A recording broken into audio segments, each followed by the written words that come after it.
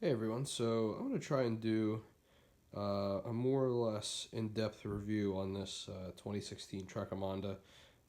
It is their kind of lightweight category bike, so it's not an endurance geometry, it's not an aero bike, it's kind of they build it as an all-arounder, and this is a pretty mid-level build. It's an SL frame, so it's in between the S and the SLR. It's an Ultegra group set, so it's right between the 105 and the Dura Ace. It's got the Aeolus 5 wheels, so they're right between the 3 and the 7. And I'm just going to go through bit by bit and kind of give you guys my feedback. There's been a lot of reviews about this thing that kind of just go through and cover, what components and stuff it has on it. But I've put about 2,600 miles on this bike, and I think that gives me kind of a good perspective on, what its strengths are, what its drawbacks are. So we'll dive into the frame, into the group set, the wheels, and then the accessories like the bars and the saddle. So the first thing we'll dive into is going to be the frame. This is a 500 series carbon frame set made by Trek. It, I believe, weighs somewhere around 1,000 grams. The SLR was the one that weighed in the 690, 700 range. But the nice thing about this frame, and if my cat gets in the video, I apologize. The nice thing about this frame is the compliance is excellent. So what I mean is when you're, and the tires help with this too, and I'll talk about that later, but just with, the tube size and the way that they lay them. For example, these seat stays in the back are very, very thin. And then these chain stays, they're a little bit thicker for the power transfer. But what happens with these smaller tubes is, because they're smaller and the way that they're laid up, there's some flex built into them. So as you're going over bumps and rough road and even like railroad tracks, it really does quite a bit to kind of absorb all of the buzz and the vibration of the road. The other thing that really helps is the seat mast. So instead of a standard seat tube that would slide down into the frame, they've engineered this kind of it's an extension of the frame, and then the seat actually slides onto it. It's a mast. Now for some fitment issues, this is a 54 centimeter H2 frame. They don't make the SLs in an H1, but just because of how I'm built, I have a shorter reach, so I had to get the 54 frame, and then I got the taller seat mast to accommodate my legs, and then we actually just put a 100 mil stem on it. I had a 90 on it before. It was nice for a while, and then I kind of started feeling cramped in it. So the other nice thing is with this fork, the same idea. It's a pretty thin design, so again, a lot of compliance built into it. As I'm riding on the road, if I look down, I can actually see the fork kind of flexing, as I roll over large obstacles like railroad tracks or driveway joints, things like that. So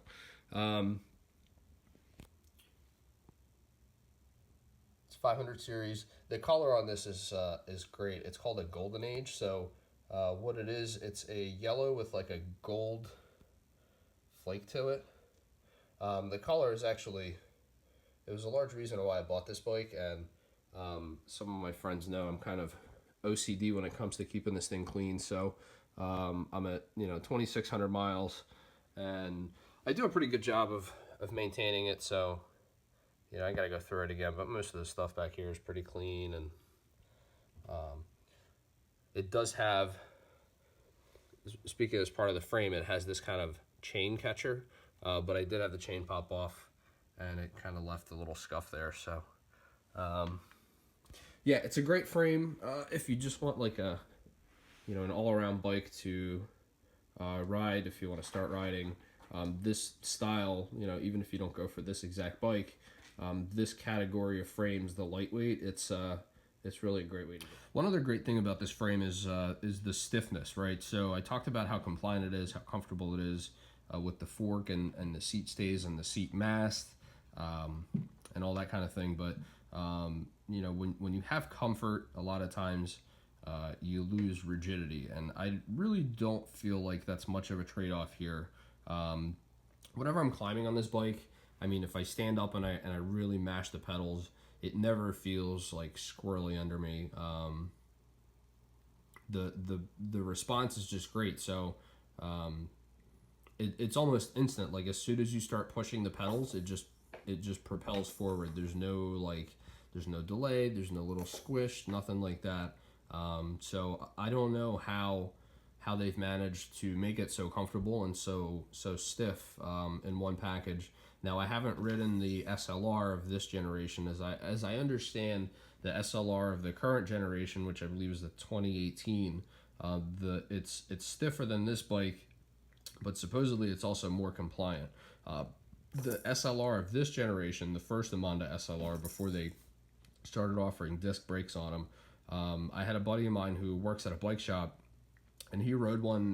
That bike had R wheels on it, so that was an aluminum rim, not a carbon rim.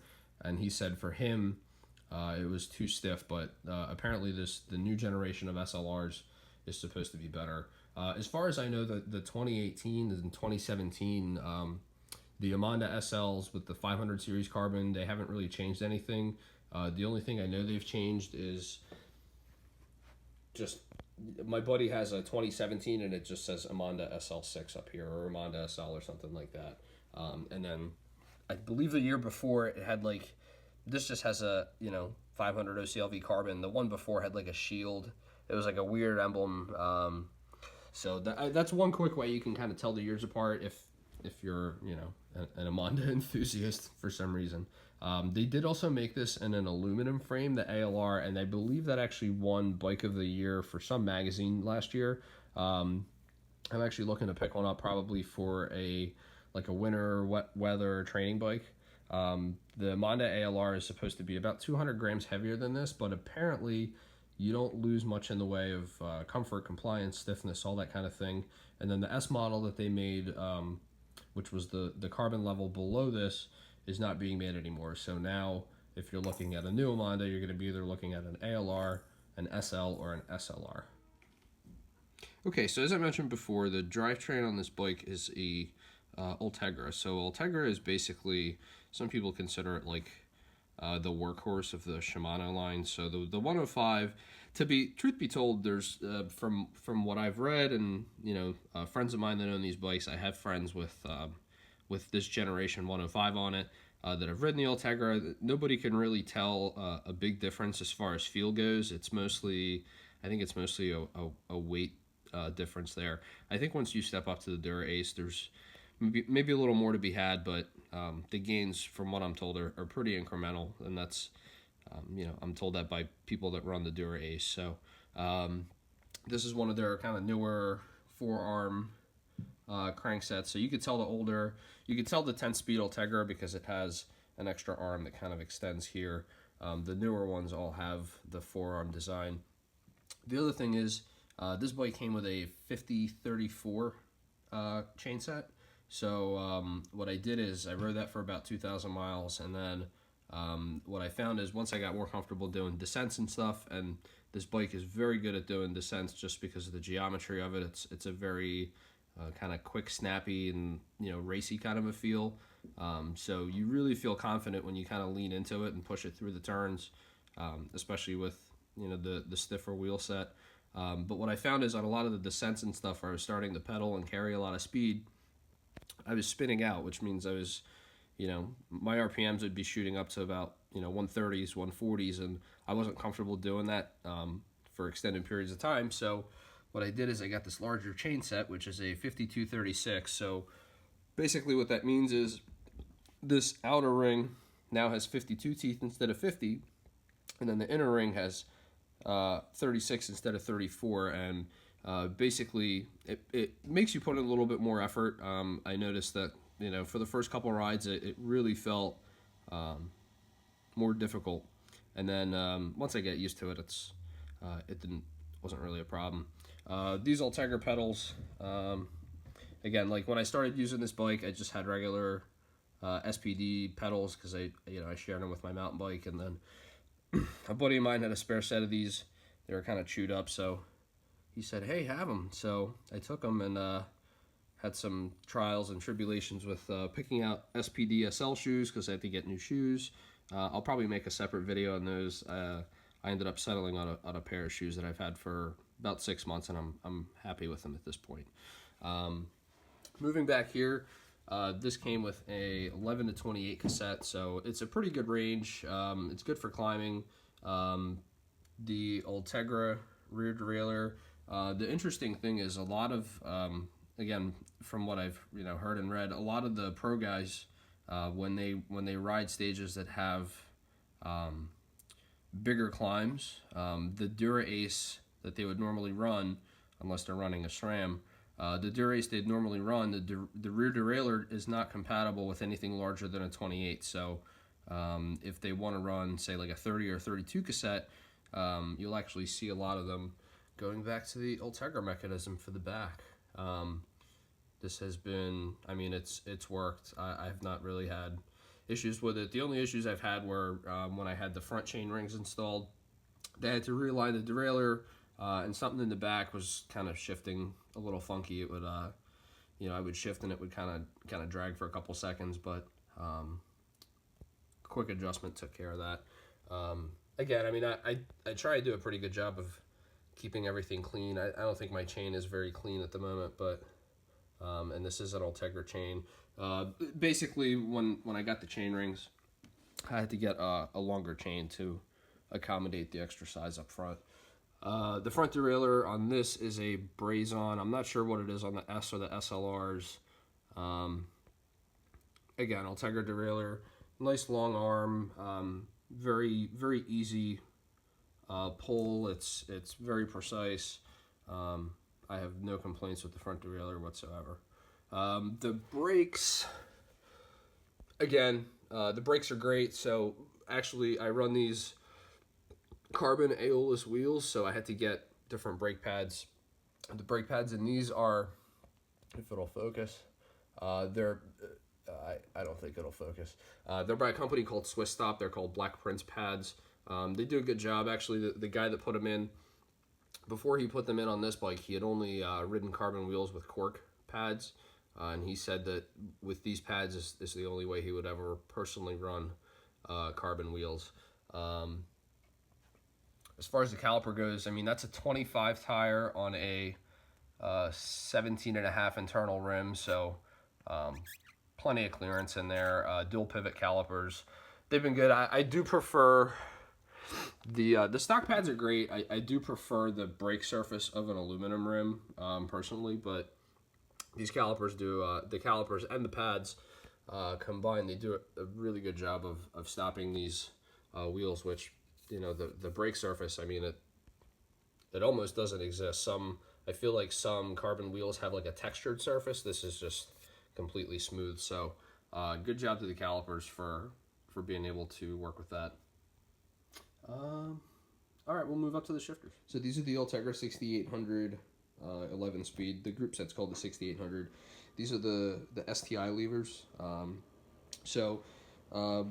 Again, I mean, no complaints. I really like the shape of these. I owned the previous generation of the 105, which the previous 105 in Ultegra, they had, it was a fatter shifter, like this way. So it was a little bit harder for me to get a grip on it comfortably with the shape of these and the size of these, and actually the reach too, because, this does make a difference how long the shifter is in relation to the fit of the whole bike.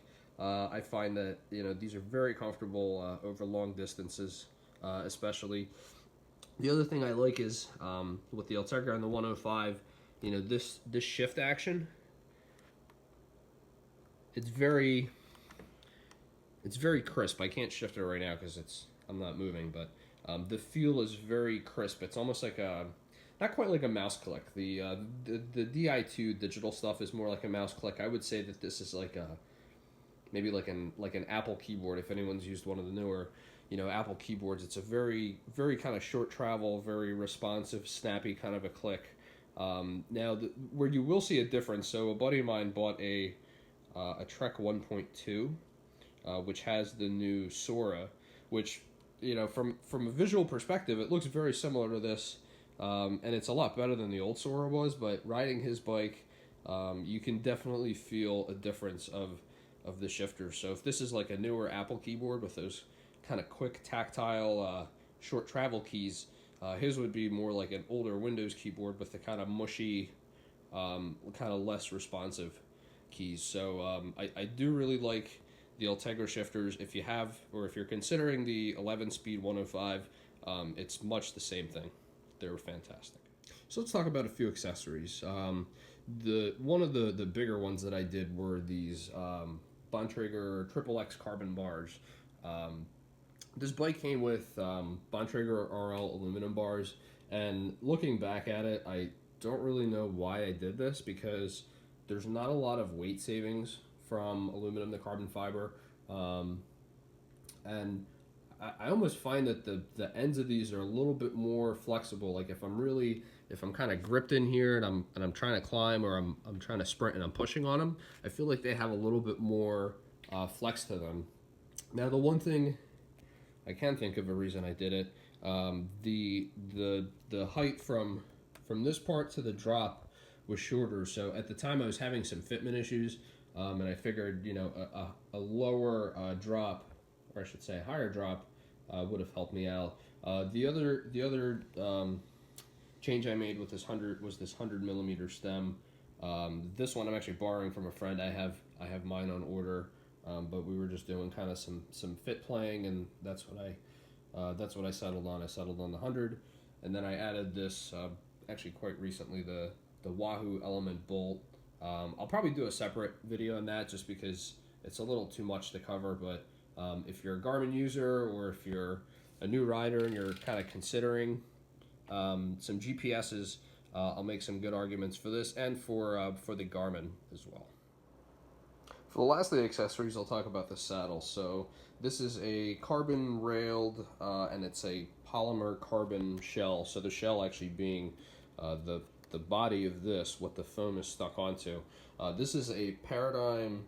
You probably can't see it. It's an RXL, so it's like an older version of what they call now the XXX saddle. Now, oddly, the saddle that came on this bike, which was also a Paradigm, which you can see, this had a very flat profile, and this saddle has more of a hammock profile. I didn't get along with the factory saddle at all, and that's not a fault of the bike. I mean, that's just, you know, saddles are saddles. It's a very personal kind of a choice. But I didn't get along with the factory one at all. I put on a Specialized Roman, which was very comfortable, and then I'm trying this Paradigm out now. So that's about it for the accessories. We also have these Bontrager XXX bottle cages. I'm not sure if they're authentic. I'm actually about 99% sure they're not authentic, just because of where I got them. But they do weigh about 15 grams, so I don't know. If you're a weight weenie, it's kind of cool. I just like them. I like the look of them because they were very thin, very kind of minimalist. And now I have bars to go with them, so talk about bike swag. All right, so next we'll talk about the wheel swag. So now we'll talk about the wheels, and there's quite a bit to talk about. So even though this bike was pretty pricey new, I believe the retail was around $29.99. The wheels that it came with were pretty average. They're called a Bontrager race wheel. So I believe they were tubeless ready, but it's a pretty basic rim. It's their own in-house hubs, their own in-house rims. The spokes aren't bladed. The bike actually came with 23 tires, which goes back to telling you, how I was talking about the compliance of the frame and stuff. Even on 23s, before I upgraded to these, the bike rode great. Now I have 25s, and it rides even better. But these are the Bontrager Aeolus wheels, so it's their own wheel. You probably know Bontrager is a Trek company, like many of the accessories I have. But one thing that they're very, very well known for are their Bontrager Wheelworks wheels. Now, when I was shopping for different kind of aero wheel sets, there were several things I wanted. One of those things was obviously aero performance. The other was I didn't want very heavy wheels. So these aren't the newest Aeolus. These are, I believe, a 2015 model year. The set front and rear without the cassette, obviously, I believe is around 1,650 grams. So the newest Aeolus wheels, they're actually 2 millimeters wider internally, and I believe they're about 150 grams lighter. The great thing with these particular wheels is, well, all of the Aeolus wheels, at least these, not talking about the new Aeolus Comp or Aeolus Pro, they have a couple different versions of Aeolus wheels now. Some with, you know, kind of in-house hubs. Some actually their Aura wheels, which were an aluminum rim carbon fairing, which I also had for a little while. They're now also called the Aeolus. So if you're shopping for the Aeolus wheels, make sure that you do the research and you know what you're getting, because now everything's kind of called, you know, more or less the same thing. It falls in the same wheel model, and then there's submodels. So different hubs, different, you know, rims if you want a carbon rim or if you want an aluminum rim. The thing with these is they come with DT Swiss hubs, and then these particular wheels actually also have ceramic bearings in them. I never ran them without ceramic bearings. I actually got them with the ceramic bearings in them. But I mean, they carry quite a bit of speed going down hills and stuff. The hubs are, I mean, the build quality of the wheel is fantastic. I wasn't crazy about the white hubs, but then I realized I have this little white stripe in here, so white hubs are okay. Bladed spokes. The rim is it's 27 millimeters wide at its widest point, which is actually right about here, right ahead of the brake track, and then it kind of gets narrow again. The tire on these, this is a Continental GP 4000 S2. It's a 25C. It measures 27.5 at its widest point using a caliper. The thing I really love about these wheels is they really make for a great ride. So carbon, if it's laid correctly, it's very compliant, much like the frame. So they make for a very smooth ride. But if I want to, you know, if I really want to get crazy and start, you know, swerving around, taking turns, really leaning into them, there's never a sign that, you know, they never feel soft, they never feel squishy. The back wheel, you know, it doesn't really rub the brake very much, and yeah, maybe it's just because I don't have them set very close, but yeah, the wheels I've been very happy with. They're a pretty expensive investment, so there's different sizes of these too. The other nice thing with these Aeolus 5s, even though they're a 50 millimeter rim, they really don't blow around a whole lot with crosswinds and stuff.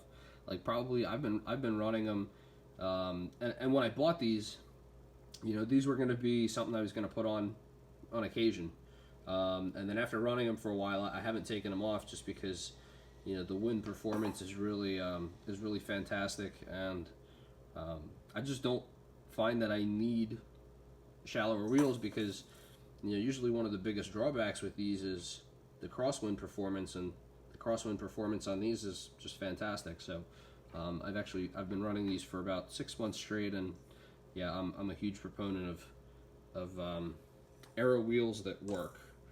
They're actually, you know, made properly. You have to be very careful with buying cheaper clincher carbon wheels, just because of, you know, how much heat gets generated on this brake track, and you have to figure that, you know, your tire is connected to the inside of here. So if you overheat that surface, if you don't run the right brake pad, or if the rim is not, you know, laid correctly and it transfers too much heat, that's when people start kind of blowing tires off their wheels and blowing their wheels apart. So just do your research. I mean, you don't need, you know, crazy expensive wheels, but obviously the stuff that costs more, there's usually some reason for that, at least.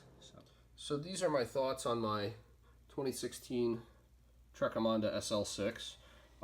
If you have any questions about anything you've seen as far as the frame, if you have questions on individual components, the wheels, the saddle, questions on, you know, the chainring swap, anything like that, you guys can leave a comment below.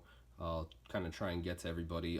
As I said, I'll make a separate video on the Wahoo bolt up here. kind of dive into the menus and stuff like that. And then I will probably make a separate video for this Stages power meter. I haven't really had it long enough to analyze it, but I can say that it has helped my cycling tremendously. So leave a comment, leave a question, and ride on.